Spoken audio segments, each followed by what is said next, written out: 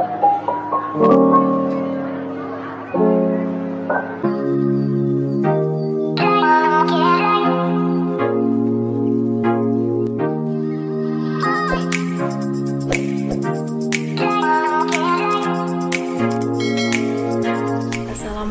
warahmatullahi wabarakatuh. Perkenalkan, kami dari kelompok 7 kelas 6C jurusan Perbankan Syariah.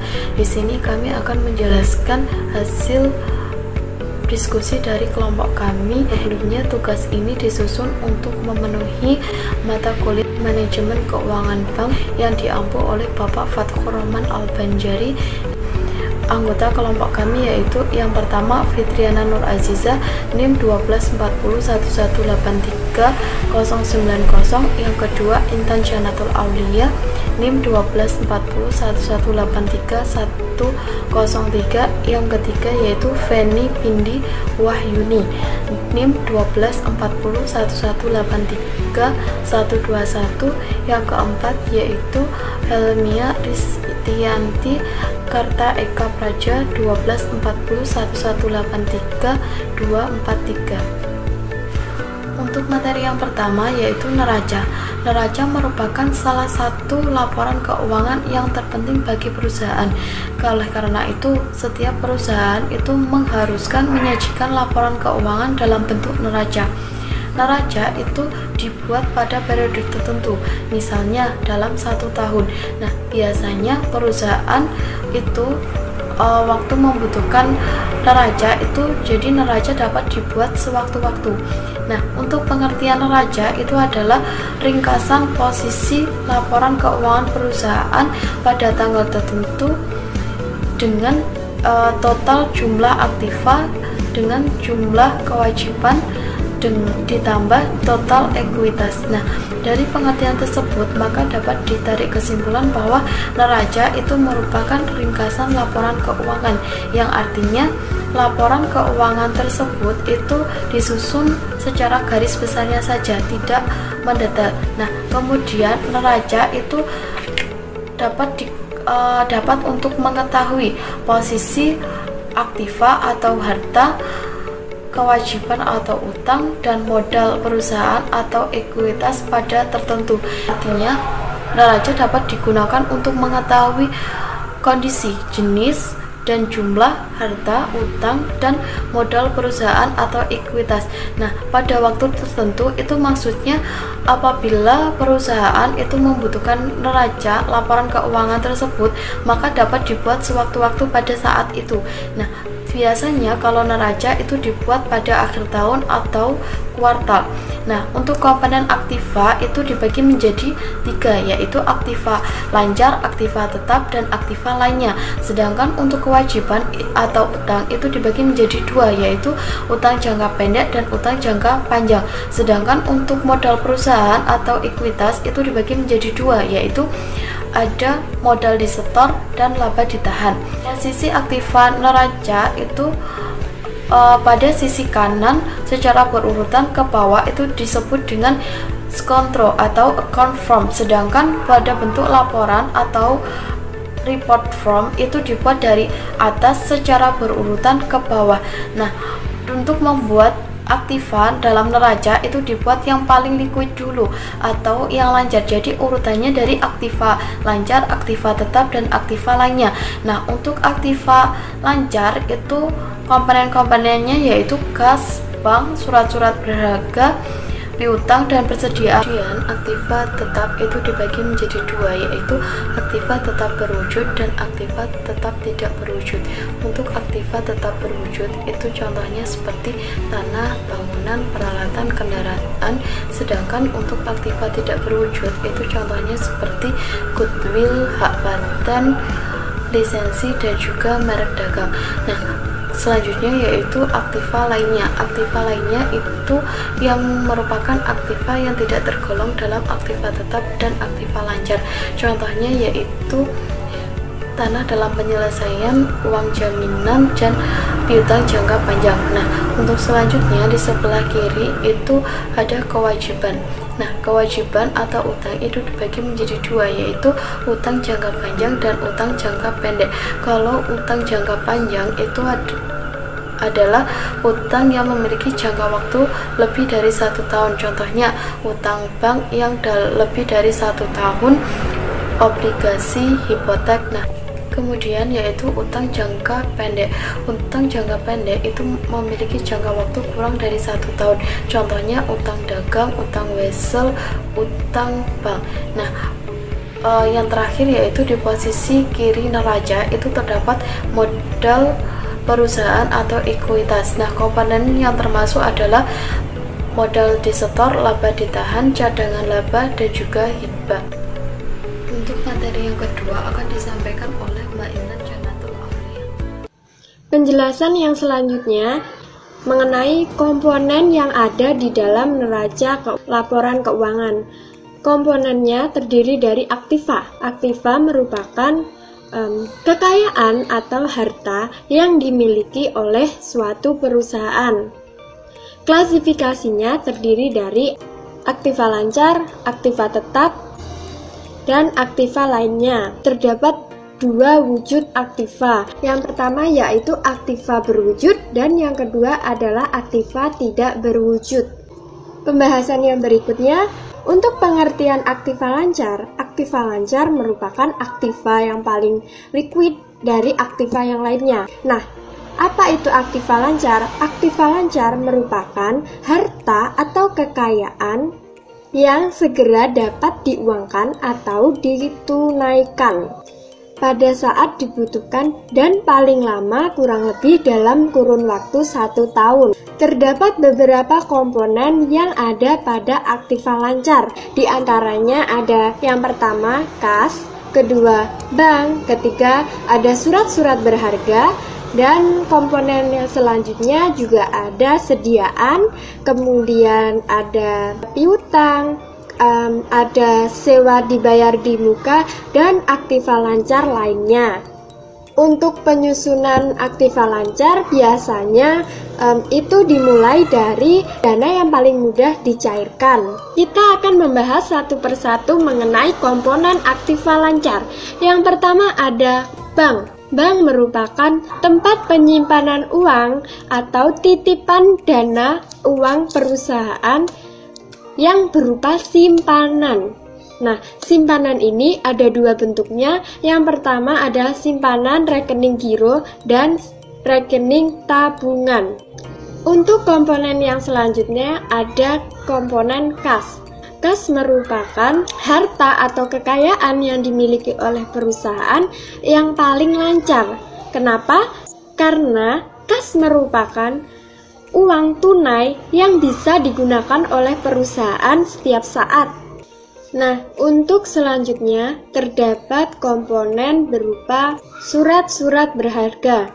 Surat-surat berharga merupakan harta dari suatu perusahaan yang ditanamkan dalam bentuk surat-surat berharga. Komponen yang selanjutnya pada aktiva lancar terdapat komponen piutang. Piutang merupakan tagihan suatu perusahaan yang memiliki jangka waktu kurang lebih dari 1 tahun. Jenis piutang sendiri terbagi menjadi 2, yaitu yang pertama piutang dagang dan wesel tagih. Sediaan merupakan cadangan dari sejumlah barang yang dimiliki oleh perusahaan dan disimpan pada tempat tertentu. Tempat yang digunakan untuk menyimpan sediaan ini biasanya disebut dengan sebutan gudang. Untuk jenis dari suatu sediaan itu terdapat 2 macam. Yang pertama sediaan dagang. Nah, sediaan dari perusahaan dagang yaitu berupa dagangan sediaan yang itu berupa produk dagangnya. Yang kedua yaitu perusahaan manufakturing. Nah, sediaan yang terdapat pada perusahaan manufakturing itu biasanya berupa sediaan barang mentah, kemudian barang setengah jadi atau barang yang masih dalam proses, dan ada berupa sediaan itu berupa barang jadi. Yang selanjutnya, sewa dibayar di muka. Sewa dibayar di muka sering kali disebut dengan per sekot, barang yang sudah dipesan terlebih dahulu tetapi pembayarannya sudah dilakukan ketika melakukan pemesanan itu. Meskipun pembayaran pemesanan barang itu sudah dilakukan, tetapi pembayaran tersebut bukan termasuk pengeluaran biaya dalam satu atau beberapa periode yang telah ditentukan. Penjelasan dari masing-masing aktiva yang selanjutnya, aktiva tetap merupakan harta atau kekayaan yang dimiliki suatu perusahaan, tetapi dapat digunakan lebih dari 1 tahun lamanya. Aktiva tetap sendiri juga memiliki beberapa jenis-jenis atau komponen yang ada pada aktiva tetap. Antaranya ada aktiva tetap berwujud, maksudnya sesuatu yang tampak mata seperti halnya bangunan, kendaraan, kemudian ada mesin, tanah, dan lain sebagainya. Sedangkan untuk aktiva yang tidak berwujud, maksudnya aktiva tetap yang tidak berwujud itu aktiva yang tidak nampak secara fisik. Contohnya seperti apa? Seperti lisensi, seperti hak paten, goodwill, dan juga merek dagang, dan lain-lain. Yang ketiga mengenai aktiva lainnya. Aktiva lainnya merupakan aktiva yang tidak ada hubungannya atau tidak ada kaitannya dengan aktiva lancar maupun aktiva tetap. Contoh dari aktiva lainnya. Aktiva lainnya ini biasanya contohnya seperti piutang jangka panjang. Ada juga bangunan yang masih dalam proses, tentunya tidak ada hubungannya dengan aktiva lancar maupun aktiva tetap. Yang ketiga, kemudian contohnya ada tanah yang masih dalam penyelesaian dan juga masih terdapat contoh-contoh lainnya. Untuk yang selanjutnya, utang ini terdiri dari beberapa. Yang pertama, utang lancar merupakan kewajiban yang harus dipenuhi oleh suatu perusahaan kepada pihak lain. Utang lancar ini berjangka waktu kurang lebih maksimal adalah 1 tahun lamanya. Terdiri dari beberapa komponen. Komponen dari utang lancar sendiri yang pertama ada utang wesel, kemudian utang gaji, dan utang jangka pendek lainnya. Yang selanjutnya yaitu utang jangka panjang. Pengertian dari utang jangka panjang.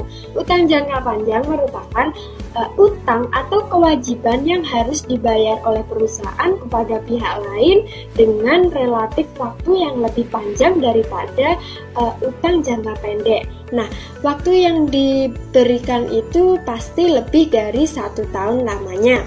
Untuk komponen yang ada pada utang jangka panjang biasanya terdiri dari obligasi, hipotek, dan lain sebagainya. Penjelasan untuk masing-masing utang dari utang jangka panjang maupun utang jangka pendek. Yang pertama yaitu mengenai pengertian dari hipotek. Hipotek merupakan utang suatu perusahaan yang dijamin dengan suatu aktiva tetap. Kemudian yang selanjutnya yaitu obligasi merupakan suatu yang timbul karena penerbitan obligasi yang kemudian dijual oleh suatu perusahaan. Utang bank merupakan hutang yang diperoleh dari lembaga keuangan, yaitu dari bank untuk suatu perusahaan. Biasanya utang ini berupa pinjaman dari bank. Kemudian yang selanjutnya utang dagang. Utang dagang merupakan utang yang dilakukan karena adanya pembelian suatu produk atau barang dari suatu perusahaan dengan melakukan pembayaran secara dicicil atau diangsur dalam kurang lebih jangka waktunya maksimal hanya sampai waktu 1 tahun. Kemudian ada juga utang wesel. Utang wesel merupakan kewajiban yang harus dibayar oleh suatu perusahaan kepada pihak lain yang ditulis secara sesuai dengan aturan perundang-undangan. Selanjutnya yaitu komponen utang lancar lainnya. Utang lancar lainnya bisa berupa biaya yang harus dibayar, kemudian ada ada penghasilan yang diterima di muka. Contoh lainnya berupa utang jangka panjang yang hampir jatuh tempo. Yang terakhir yaitu mengenai modal atau ekuitas. Apa itu modal atau ekuitas? Pengertiannya yaitu ekuitas atau modal merupakan hak yang dimiliki oleh suatu perusahaan. Komponen dari ekuitas atau modal terdiri dari satu, ada modal store, ada laba ditahan, dan ada juga cadangan laba. Penjelasan dari masing-masing komponen ekuitas atau modal. Yang pertama ada modal store atau setoran modal yang dimiliki oleh suatu perusahaan dalam bentuk saham. Seluruh saham yang sudah dijual dan uang harus disetor sesuai dengan aturan yang telah ditentukan. Yang kedua ada laba ditahan. Pengertian dari laba ditahan yaitu merupakan suatu keuntungan dari suatu perusahaan yang masih belum dibagi dalam kurun waktu atau periode tertentu. Untuk selanjutnya, cadangan laba. Laba merupakan bagian dari laba perusahaan yang tidak dibagi ke pemegang saham pada periode tertentu. Artinya, akan tetapi sengaja dicadangkan oleh perusahaan untuk laba waktu berikutnya. Selanjutnya saya akan menjelaskan mengenai bentuk neraca. Bentuk neraca dibagi menjadi 3, yaitu bentuk neraca skontro, kedua bentuk neraca laporan, dan yang ketiga bentuk neraca lainnya disesuaikan dengan keinginan perusahaan. Yang pertama bentuk neraca skontro, yaitu bentuk neraca yang memisahkan antara aktiva di sebelah kiri dan pasiva di sebelah kanan. Yang kedua, bentuk neraca laporan. Bentuk neraca laporan, penyajiannya dibuat secara berurutan, mulai dari aktiva, kewajiban, dan ekuitas. Unsur dari neraca yaitu ada 3, aset lancar, aset tetap, investasi jangka panjang, aset berwujud, dan aset tidak berwujud. Yang kedua, kewajiban, yaitu ada kewajiban lancar, kewajiban jangka panjang, dan kewajiban lain-lainnya. Dan yang ketiga yaitu unsur ekuitas. Ekuitas sendiri ada 2. Yang pertama, ekuitas berasal dari setoran pemilik, dan yang kedua, ekuitas berasal dari hasil operasi, yaitu seperti laba ditahan dan lain-lain. Selanjutnya, saya akan memaparkan materi tentang penyajian neraca laporan keuangan pada perbankan syariah. Jadi, laporan posisi keuangan pada neraca meliputi aset, liabilitas, ekuiti para pemilik rekening investasi tidak terbatas, serta modal pemilik pada suatu tanggal yang harus dicantumkan. Lalu, pada aktiva atau aset dalam neraca laporan keuangan terdiri dari kas, penempatan pada Bank Indonesia, giro pada bank lain, efek-efek. Efek-efek adalah suatu surat berharga yang bernilai dan dapat diperdagangkan. Selanjutnya, ada piutang pada akad murobahah, salam dan istisna. Selanjutnya ada pembiayaan mudharabah dan pembiayaan musyarakah. Lalu ada persediaan, yaitu aktiva yang dibeli untuk dijual kembali. Selanjutnya ada aktiva yang diperoleh untuk ijaroh dan aktiva istisna dalam penyelesaian. Selanjutnya ada penyertaan, yaitu penanaman dana dalam bentuk saham yang diperoleh tidak melalui pasar modal. Selanjutnya ada aktiva tetap dan akumulasi penyusutan, serta aktiva lainnya. Yang selanjutnya adalah pada liabilitas atau kewajiban, meliputi kewajiban segera, yaitu kewajiban bank kepada pihak lain yang harus segera dibayarkan sesuai dengan peraturan yang telah ditetapkan sebelumnya. Selanjutnya ada simpanan pada giro wadiah dan tabungan wadiah. Lalu ada kewajiban lain pada hutang istisna dan hutang salam. Lalu ada kewajiban kepada bank lain. Ada juga pembiayaan yang diterima, lalu ada keuntungan yang sudah diumumkan namun belum dibagi, dan ada hutang zakat, hutang pajak, serta hutang lainnya. Selanjutnya ada investasi tidak terikat. Investasi tidak terikat terdiri dari investasi tidak terikat bank dan investasi tidak terikat non-bank, biasanya pada tabungan dan pada deposito mudharabah. Selanjutnya ada equity atau ekuitas atau biasa kita sebut dengan modal. Di antaranya ada modal disetor, tambahan modal disetor, dan saldo laba rugi. Berikut ini adalah contoh dari laporan posisi keuangan neraca pada perbankan syariah. Namun perlu diingat bahwa metode penyusunan dari contoh yang saya ambil bukanlah metode patokan atau satu-satunya metode yang bisa diterima dalam penyajian laporan keuangan. Baik, berikut contohnya.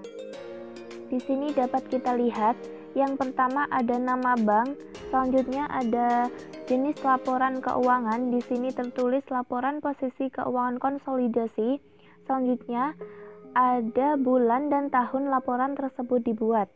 Di sini yang pertama ada aktiva, yaitu ada kas dan setara kas, nomor catatan 8, sebesar 95.041.890 dan tahun sebelumnya sebesar 51.281.906.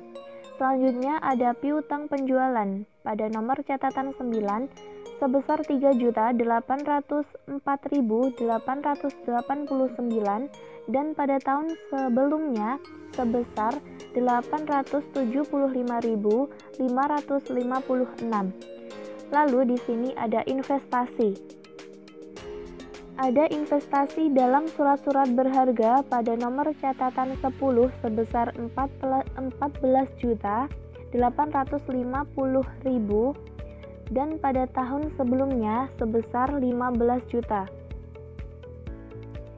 Dan seterusnya, lalu pada total investasi pada nomor catatan 18 yaitu sebesar 274.850.000 dan pada tahun sebelumnya sebesar 293.250.000. Sehingga total aktiva yang didapatkan adalah 398.889.279. Lalu pada tahun sebelumnya sebesar 286.978.462. Lalu ini pada kolom kewajiban. Di sini ada kewajiban rekening investasi tidak terbatas, saham minoritas, dan equity pemilik. Kewajiban di sini ada rekening koran dan tabungan pada nomor catatan 21 sebesar 18.550.000 dan tahun sebelumnya sebesar 15.400.000. Lalu ada rekening koran bank dan lembaga keuangan sebesar 1.200.000.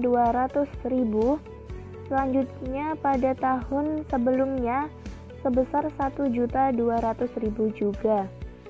Lalu di sini ada utang dan seterusnya. Jadi total kewajibannya sebesar 30.755.862 dan tahun sebelumnya sebesar 23.925.932. Lalu di sini juga ada rekening investasi tidak terbatas pada nomor 24 sebesar 7.838.500 pada tahun sebelumnya sebesar 6.572.000 dan ada saham minoritas pada nomor catatan 34 sebesar 3.450.000 dan pada tahun sebelumnya sebesar 3.240.550. Jadi total kewajiban rekening investasi tidak terbatas dan saham minoritas adalah sebesar 42.400.000 42.044.962 dan pada tahun sebelumnya sebesar 33.738.482. Lalu di sini ada ekuitas pemilik yang terdiri dari modal disetor pada nomor catatan 25 sebesar 350 juta dan tahun sebelumnya sebesar 350 juta juga. Lalu ada cadangan pada nomor 26 sebesar 3.368.864 dan tahun sebelumnya sebesar 1.649.796. Lalu ada laba ditahan sebesar 3.475.453. Tahun sebelumnya ada sebesar 1.599.184. Jadi, total equity pemilik sebesar 355.844.317 dan pada tahun sebelumnya sebesar 353.248.980. Jadi, jika ditotal dari keseluruhannya, total kewajiban rekening investasi tidak terbatas dan saham minoritas serta ekuiti pemilik sebesar 398.889.279 dan pada tahun sebelumnya sebesar 386.987.462, yang berarti laporan neraca tersebut sudah balance dan tidak ada kesalahan dalam penyusunan laporan keuangannya. Demikian pemaparan dari kami. Terima kasih atas perhatiannya. Bila ada salah kata, kami mohon maaf yang sebesar-besarnya. Wassalamualaikum warahmatullahi wabarakatuh.